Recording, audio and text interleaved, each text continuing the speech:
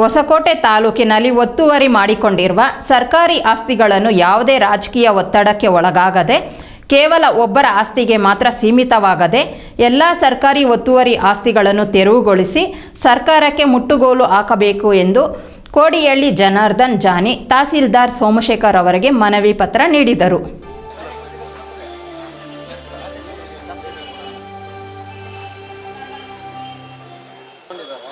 ಮತ್ತು ಸಾರ್ವಜನಿಕರಿಗೆ ನೋಡಿ ಇವರೊಂದು 2-3 ಮನೆಗಳಿದಾವಲ್ಲಿ SC ಮನೆಗಳು, ಅವ್ರಿಗೆ ಓಡಾಡೋದಕ್ಕೆ ರಸ್ತೆ ಸಹ ಇಲ್ಲ. ಬೆಂಗಳೂರು ಇಷ್ಟು ಹತ್ತಿರವಾಗಿರೋ ಜಾಗದಲ್ಲಿ ಅಥವಾ ಹೊಸಕೋಟೆ ತಾಲೂಕಲ್ಲಿ ಇಷ್ಟು ಮುಂದುವರೆದಿರೋ ಜಾಗದಲ್ಲಿ ಏನಾದರೂ ಒಂದು ಮನೆಗಳಿಗೆ ದಾರಿ ಇಲ್ಲದೆ ಇದ್ದಾರೆ ಅಂದರೆ ನಿಜವಾಗ್ಲೂ ಅದೊಂಥರ ನಾಚಿಕೆ ಆಗುತ್ತೆ ನಮ್ಗೆ. ಅದನ್ನ ಹೇಳ್ಕೊಳ್ಳೋಕ್ಕೆ ಕೂಡ ನಮ್ಮಿಂದ ತಪ್ಪಾಗೋಗಿದೆ. ಆ ತಪ್ಪನ್ನು ನಾನು ಸರಿಪಡಿಸ್ಕೊಳ್ಳೋದಕ್ಕೋಸ್ಕರ ನಾನೇ ಖುದ್ದು ಬಂದು ಸಾರ್ವಜನಿಕರ ಜೊತೆ ನನ್ನ ಜಾಗ ಏನು ಒತ್ತುವರಿಯಾಗಿದೆ ಅದನ್ನು ಬಿಟ್ಕೊಡೋಕ್ಕೆ ನಾನು ಇವತ್ತೇ ರೆಡಿ ಇದ್ದೀನಿ.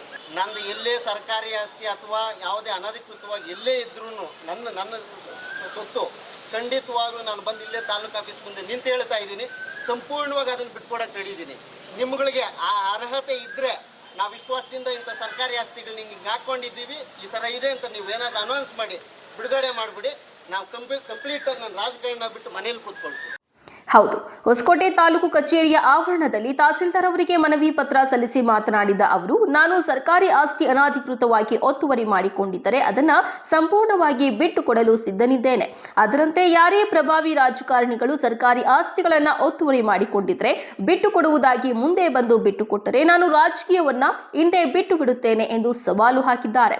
ಹಾಗೂ ತಾಲೂಕಿನ ಕೋಡಿಹಳ್ಳಿ, ಗುಟ್ಟಹಳ್ಳಿ, ದೊಡ್ಡಗಟ್ಟಿಗನಬ್ಬೆ ಸೇರಿದಂತೆ ಅನೇಕ ಗ್ರಾಮಗಳಲ್ಲಿ ರಾಜಕಾಲುವೆ ಸೇರಿದಂತೆ ಸರ್ಕಾರಿ ಆಸ್ತಿಯನ್ನ ಒತ್ತುವರಿ ಮಾಡಿಕೊಂಡಿರುವುದರ ಬಗ್ಗೆ ಈಗಾಗಲೇ ಅನೇಕರು ಅರ್ಜಿ ಸಲ್ಲಿಸಿದರೂ ಸಹ ಯಾವುದೇ ರೀತಿಯ ಉಪಯೋಗವಾಗಲಿಲ್ಲ. ಸರ್ವೆ ನಂಬರ್ 62ರಲ್ಲಿ 1 ಎಕರೆ 7 ಗುಂಟೆ ಗುಂಡು ತೋಪನ್ನ ಕೆಲವು ಪ್ರಭಾವಿಗಳು ಒತ್ತುವರಿ ಮಾಡಿಕೊಂಡಿರುತ್ತಾರೆ.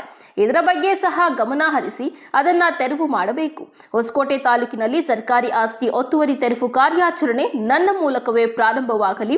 ಮೊದಲಿಗೆ ನನ್ನ ಸ್ಥಳದಲ್ಲಿ ಏನಾದರೂ ಒತ್ತುವರಿ ಹಾಕಿದ್ರೆ ಅದನ್ನ ಮೊದಲು ತೆರವುಗೊಳಿಸಿ ನಂತರ ಎಲ್ಲಾ ಭಾಗಗಳಲ್ಲಿ ಸಹ ತೆರವುಗೊಳಿಸಬೇಕು ಎಂದು ತಹಸೀಲ್ದಾರ್ ಅವರಿಗೆ ಅರ್ಜಿ ಸಲ್ಲಿಸಿ ಮನವಿ ಮಾಡಿದ್ದಾರೆ.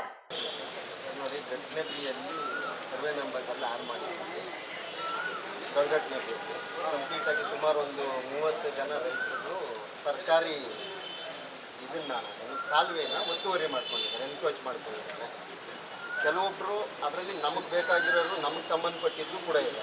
ನಾನು ಅದನ್ನೂ ಕೂಡ ಮೆನ್ಷನ್ ಮಾಡಿದ್ದೀನಿ. ಆ ಸರ್ವೆ ನಂಬರು ಕೂಡ ನಮ್ಮಿಂದ ತಪ್ಪಾಗೋಗಿದೆ. ಆ ತಪ್ಪನ್ನು ನಾನು ಸರಿಪಡಿಸ್ಕೊಳ್ಳೋದಕ್ಕೋಸ್ಕರ ನಾನೇ ಖುದ್ದು ಬಂದು ಸಾರ್ವಜನಿಕರ ಜೊತೆ ನನ್ನ ಜಾಗ ಏನು ಒತ್ತುವರಿಯಾಗಿದೆ ಅದನ್ನು ಬಿಟ್ಕೊಡೋಕ್ಕೆ ನಾನು ಇವತ್ತೇ ರೆಡಿ ಇದ್ದೀನಿ. ಹಾಗಂತೇಳಿ ರಾಜಕೀಯ ಪ್ರೇರಿತವಾಗಿ ಯಾವುದೋ ಒಂದಕ್ಕೆ ಬಂದು ತೊಂದರೆ ಕೊಡೋದು ಅಥವಾ ಇನ್ನೊಬ್ಬರಿಗೆ ತೊಂದರೆ ಕೊಡೋದು ಮಾಡೋದಕ್ಕಿಂತ ಆ ಸರ್ಕಾರಿ ಆಸ್ತಿ ಎಷ್ಟಿದೆ ಸಂಪೂರ್ಣವಾಗಿ ಎಲ್ಲದನ್ನು ಅಳತೆ ಮಾಡಿ ತೆರವು ಮಾಡಿ, ಇದು ನನ್ನ ಒಂದು ಮನವಿ. ಅದು ಬಿಟ್ಟು ಇಲ್ಲಿ ಗುಟ್ಟಹಳ್ಳಿಯಲ್ಲಿ ಸರ್ಕಾರಿ ಗುಟ್ಟಹಳ್ಳಿಯಲ್ಲಿ ಕೊಡ್ರಿ, ನೀವೇ ಕೊಡ್ರಿ. ಇವತ್ತು ಹಲವಾರು ಬಾರಿ ಅರ್ಜಿಗಳು ಕೊಟ್ಟಿದ್ದಾರೆ ನೋಡಿ. ಸರ್ವೆ ನಂಬರ್ 69 ಮತ್ತು 67ರಲ್ಲಿ ಕಾಲುವೆ ಇದೆ. ಆ ಕಾಲುವೆ ಸಂಪೂರ್ಣವಾಗಿ ಮುಚ್ಕೊಂಡಿದ್ದಾರೆ. ಮತ್ತು ಸಾರ್ವಜನಿಕರಿಗೆ ನೋಡಿ ಇವರೊಂದು 2-3 ಮನೆಗಳಿದಾವಲ್ಲಿ SC ಮನೆಗಳು, ಅವ್ರಿಗೆ ಓಡಾಡೋದಕ್ಕೆ ರಸ್ತೆ ಸಹ ಇಲ್ಲ. ಇವತ್ತೇನಾದರೂ ಒಂದು ಬೆಂಗಳೂರು ಇಷ್ಟು ಹತ್ತಿರವಾಗಿರೋ ಜಾಗದಲ್ಲಿ ಅಥವಾ ಹೊಸಕೋಟೆ ತಾಲೂಕಲ್ಲಿ ಇಷ್ಟು ಮುಂದುವರೆದಿರೋ ಜಾಗದಲ್ಲಿ ಏನಾದರೂ ಒಂದು ಮನೆಗಳಿಗೆ ದಾರಿ ಇಲ್ಲದೆ ಇದ್ದಾರೆ ಅಂದರೆ ನಿಜವಾಗ್ಲೂ ಅದೊಂಥರ ನಾಚಿಕೆ ಆಗುತ್ತೆ ನಮ್ಗೆ. ಅದನ್ನ ಹೇಳ್ಕೊಳ್ಳೋಕ್ಕೆ ದಯಮಾಡಿ ಅದನ್ನು ಪರಿಶೀಲನೆ ಮಾಡಿ. ಇದುವರೆಗೂ 3ನೇ ಸಾರಿ 4ನೇ ಸಾರಿ ಅರ್ಜಿ ಕೊಟ್ಟಿದ್ದಾರೆ. ಅದು ಅಳತೆನೂ ಆಗಿದೆ, ಮಾರ್ಕಿಂಗೂ ಆಗಿದೆ. ಬಟ್ ಇದುವರೆಗೂ ತೆರವು ಕಾರ್ಯ ಯಾರೂ ಮಾಡಿಲ್ಲ. ದಯಮಾಡಿ ನೋಡಿ. ಇನ್ನೊಂದು ಅಧಿಕಾರಿಗಳ ಹತ್ರನೂ ಕೇಳಿದೆ, ನನ್ನ ಹತ್ರನೂ ವಿಡಿಯೋ ಇದೆ. ಏನಪ್ಪ ಇದು ಕಾಲುವೆ ಕಂಪ್ಲೀಟಾಗಿ ತೆರವು ಮಾಡ್ತಾ ಇದ್ದೀರ ಅಂದರೆ, ಇಲ್ಲ ಸರ್ ನಮ್ಗೆ ಅರ್ಜಿ ಬಂದಿರೋದು ಸರ್ವೆ ನಂಬರ್ 19 ಮಾತ್ರ, 19 ಅಷ್ಟೇ ಮಾಡ್ತಾ ಇದ್ದೀವಿ. ಸರಿ, 19 ಸರ್ವೆ ನಂಬರ್ ನೀವು ತೆರವು ಮಾಡೋದಾಗಲಿ ಅಥವಾ ಅಳತೆ ಮಾಡೋದ್ರಿಂದ ಏನು ಪ್ರಯೋಜನ? ಏನೂ ಇಲ್ಲ. ರಾಜಕೀಯ ಪ್ರೇರಿತ. ಅದು ರಾಜಕೀಯವಾಗಿ ಯಾರೋ ಅದನ್ನ ಪ್ರೇರೇಪಿತ ಮಾಡಿದ್ದಾರೆ. ಅದನ್ನು ತೆರವು ಮಾಡಬೇಕು ಅನ್ನೋ ಉದ್ದೇಶದಿಂದ ಅದು ಯಾರು ಅನ್ನೋದು ನಿಮಗೂ ಗೊತ್ತಿದೆ. ಕಾಲುವೆ ಇಲ್ಲಿಗೆಲ್ಲ ಬರಬೇಕು, ಇಲ್ಲಿಗೆ ಬರಬೇಕು ಅಂತ ಹೇಳ್ತಾರೆ. ಇನ್ನೊಂದು ಸಾರಿ ಹೇಳ್ತಾ ಇದೆ ಇನ್ನೂ ಒಳಗಡೆ ಬರಬೇಕು ಅಂತ ಹೇಳ್ತಾರೆ. ಅದು ಎಲ್ಲಿಗೆ ಬಂದರೂ ನಾನು ಮೀಡಿಯಾ ಮುಖಾಂತರ ನಿಮ್ಮ ಮುಖಾಂತರ ಹೇಳೋಕ್ಕೆ ಇಷ್ಟಪಡ್ತೀನಿ. ನಾನು ಎಲ್ಲಿಗೆ ಬಂದರೂ ನಾನು ತೆರವು ಮಾಡೋಕ್ಕೆ ಹೇಳಿದ್ದೀನಿ. ಅದೇ ರೀತಿ ಆ ಥರ ನಿಮ್ಮನ್ನು ಏನು ನಿಮ್ಮ ಮೇಲೆ ಪ್ರೆಷರ್ ಹಾಕಿ ಅಥವಾ ನಿಮ್ಮ ಮೇಲೆ ಏನು ಒತ್ತಡ ತಂದು ಇದನ್ನು ಮಾಡಿ 9ವರೆಗೆ ಅಳತೆ ಹಾಕಬೇಕು, ಕಲ್ಲು ಹಾಕಬೇಕು ಅಂತ ಹೇಳೋ ನಾಯಕರು ಇದ್ದಾರಲ್ವ, ಅವ್ರಿಗೆ ನಾನು ಮನವಿ ಮಾಡೋದಿಷ್ಟೇ. ನಂದು ಎಲ್ಲೇ ಸರ್ಕಾರಿ ಆಸ್ತಿ ಅಥವಾ ಯಾವುದೇ ಅನಧಿಕೃತವಾಗಿ ಎಲ್ಲೇ ಇದ್ರೂ ನನ್ನ ಸೊತ್ತು ಖಂಡಿತವಾಗ್ಲೂ ನಾನು ಬಂದು ಇಲ್ಲೇ ತಾಲೂಕು ಆಫೀಸ್ ಮುಂದೆ ನಿಂತು ಹೇಳ್ತಾ ಇದ್ದೀನಿ, ಸಂಪೂರ್ಣವಾಗಿ ಅದನ್ನು ಬಿಟ್ಕೊಡೋಕೆ ರೆಡಿ ಇದ್ದೀನಿ. ನಿಮ್ಗಳಿಗೆ ಆ ಅರ್ಹತೆ ಇದ್ದರೆ ನಾವು ಇಷ್ಟು ವರ್ಷದಿಂದ ಇಂಥ ಸರ್ಕಾರಿ ಆಸ್ತಿಗಳು ಹಿಂಗೆ ಹಾಕ್ಕೊಂಡಿದ್ದೀವಿ, ಈ ಥರ ಇದೆ ಅಂತ ನೀವು ಏನಾದ್ರು ಅನೌನ್ಸ್ ಮಾಡಿ ಬಿಡುಗಡೆ ಮಾಡಿಬಿಡಿ. ನಾವು ಕಂಪ್ಲೀಟಾಗಿ ನಾನು ರಾಜಕಾರಣ ಬಿಟ್ಟು ಮನೇಲಿ ಕೂತ್ಕೊಳ್ತೀನಿ. ಇದು ನಾನು ಮಾಡ್ತಾ ಇರೋ ಚಾಲೆಂಜ್ ಅಂತ ಅಂದ್ಕೊಳ್ಳಿ.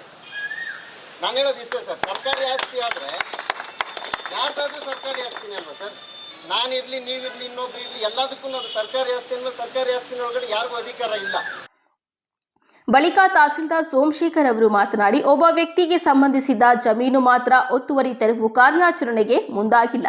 ಯಾವುದೇ ರಾಜಕೀಯ ಒತ್ತಡಕ್ಕೆ ಒಳಗಾಗದೆ ಮೊದಲಿನಿಂದ ಕೊನೆಯವರೆಗೆ ಒತ್ತುವರಿ ತೆರವು ಕಾರ್ಯಕ್ಕೆ ಮುಂದಾಗಬೇಕು ಎಂದು ಈಗಾಗಲೇ ನಮ್ಮ ಅಧಿಕಾರಿಗಳಿಗೆ ತಿಳಿಸಲಾಗಿದೆ. ನಾನು ಕೂಡ ಸ್ಥಳ ಪರಿಶೀಲನೆ ಮಾಡಿ ಸರ್ಕಾರಿ ಆಸ್ತಿಗಳ ಒತ್ತುವರಿಗೆ ಸೂಚನೆ ಮಾಡಿದ್ದೇನೆ. ಈಗಲೂ ಕೂಡ ಯಾವುದೇ ರಾಜಕೀಯಕ್ಕೆ ಮಣೆ ಹಾಕದೆ ಒತ್ತುವರಿ ತೆರವು ಮಾಡುತ್ತೇನೆ ಎಂದು ಹೇಳಿದ್ದಾರೆ.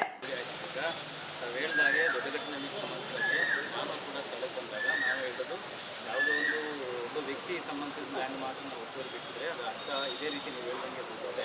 ಹಾಗಾಗಿ ಏನಿದೆ ಮೊದಲಿಂದ ಕೊನೆವರೆಗೂ ಅಷ್ಟೇ ಆಗಬೇಕು ಮಾಡಿ. ಒತ್ತುವರಿ ಆಗಿದ್ದರೆ ಮುಂದಿನ ಕೊನೆವರೆಗೂ ಕೂಡ ಎನ್ಫೋರ್ಸ್ಮೆಂಟ್ ಬಿಡಿಸಬೇಕು. ಅದನ್ನೇ ನಾನು ಆ ಜಾಗದಲ್ಲಿ ನಮ್ಮ ಅಧಿಕಾರಿಗಳು ಕೂಡ ನಾನು ಮಾಡಬೇಕಾಗಿರೋದು. ಯಾವುದೇ ಕಾರಣಕ್ಕೆ ರಾಜಕೀಯ ಒತ್ತಡಗಳಿಗೆ ಮತ್ತು ಯಾವುದೇ ಲೈಂಗಿಕ ಕಾರಣಕ್ಕೆ ನಾವು ಬರೋಲ್ಲ. ಅದ್ರ ಬಗ್ಗೆ ನಾನು ಗ್ಯಾರಂಟಿ ಕೊಡ್ತೀನಿ. ಖಂಡಿತ ತುಂಬ ಥ್ಯಾಂಕ್ಸ್ ಸರ್. ನಿಮ್ಮ ಮಾತು ಮೇಲೆ ಭರವಸೆ ಇದೆ. ಆ ಮಾತು ಹೇಳಿದಿರಲ್ವಾ, ನಾವು ಇಲ್ದೇನು ನಮ್ಮ ಪ್ರೆಸೆನ್ಸ್ ಇಲ್ದೇನೆ ಹೇಳಿದಿರ ಅನ್ನೋದು ತುಂಬ ಖುಷಿ ಆಗುತ್ತೆ. ಈ ಥರ ಅಧಿಕಾರಿಗಳು ಸಿಗೋದು ನಿಜವಾಗ್ಲೂ ನಮಗೆ ಅದು ಪುಣ್ಯ ಅಂತ ಹೇಳ್ಕೊಂಡು ನಮ್ಮ ತಾಲೂಕಿನ ಪುಣ್ಯ ಅನ್ಕೊಳ್ಬೇಕು ಸರ್. ಖಂಡಿತವಾಗ್ಲು ಇದಲ್ಲದೆ ಈಗ ನಮ್ಮದು ಇನ್ನೂ ಮನವಿಗಳಿದ್ದಾವೆ. ಮೊಟ್ಟ ಮೊದಲದಾಗಿ ನಾವು ಈ ಮನವಿಗಳು ಕೊಟ್ಟಿದ್ದೀವಿ. ಕಂಪ್ಲೀಟ್ವಾಗಿ ನೀವು ಅಟೆಂಡ್ ಮಾಡಿ. ಸಪೋಸ್ ನಿಮ್ಮ ಮೇಲೆ ಯಾವುದಾದ್ರೂ ರಾಜಕೀಯ ಒತ್ತಡಗಳಿಂದ ನೀವೇನಾದರೂ ಹಿಂದೆ ಸರಿದ್ರೆ ನಾನಂತೂ ಹೇಳ್ತೀನಿ, ಇದ್ರ ಮೇಲೆ ನಾನು ಕಾನೂನು ಹೋರಾಟ ಏನು ಮಾಡಬೇಕು ಅದನ್ನಂತೂ ಮಾಡ್ತೀನಿ. Thank you so much sir. ಒಟ್ಟಾರೆ ಕೋಡಿಹಳ್ಳಿ ಜನಾರ್ದನ್ ಅವರು ನೀಡಿರುವ ಮನವಿ ಪತ್ರಕ್ಕೆ ಬೆಲೆ ಸಿಗುತ್ತಾ? ಪ್ರಭಾವಿಗಳು ಮಾಡಿಕೊಂಡಿರುವ ಸರ್ಕಾರಿ ಜಮೀನುಗಳು ಒತ್ತುವರಿ ತೆರವಾಗುತ್ತಾ? ಕಾದು ನೋಡಬೇಕಾಗಿದೆ. HR ನ್ಯೂಸ್ ಕನ್ನಡ, ಸ್ಥಳೀಯ ಸುದ್ದಿ ಸಮಾಚಾರಗಳ ಆಗರ.